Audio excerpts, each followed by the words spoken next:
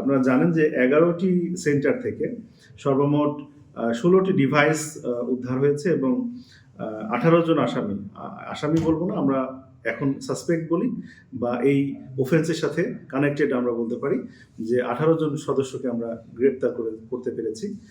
এর মধ্যে পরীক্ষার্থী যেমন রয়েছে বেশিরভাগ অংশে, আর ঠিক একই সাথে এর সাথে অর্থাৎ পরীক্ষার এই যে অসাধু পন্থা অবলম্বন করতে সহায়তা করেছে এরকমও আমরা দু একজনকে ধরতে পেরেছি। আমরা এগুলো যাচাই বাছাই করে মূল হোতা যে তারও তথ্য আমাদের কাছে আছে।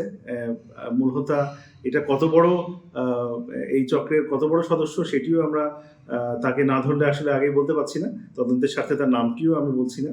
তবে আমরা আশা করি যে এই যে কি বলবো, আমার মনে হয় এই পরীক্ষার হলে এই ধরনের অসাধু পন্থা অবলম্বন করা এবং স্পষ্টতই ক্রাইম ডিটেক্ট করতে সক্ষম হব যে এর পেছনে কারা রয়েছে।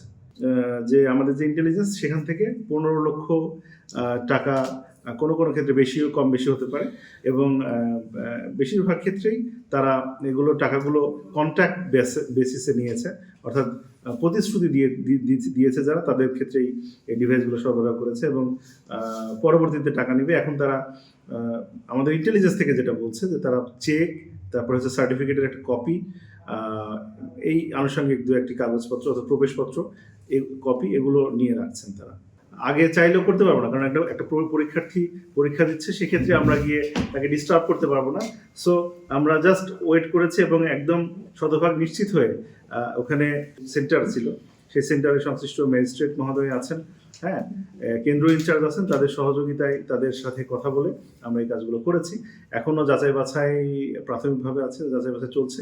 আমরা নিশ্চিতভাবে এখনো কোনো কিছু বলতে পারছি না যে কতগুলো ডিভাইস দিনাজপুরে ঢুকেছে।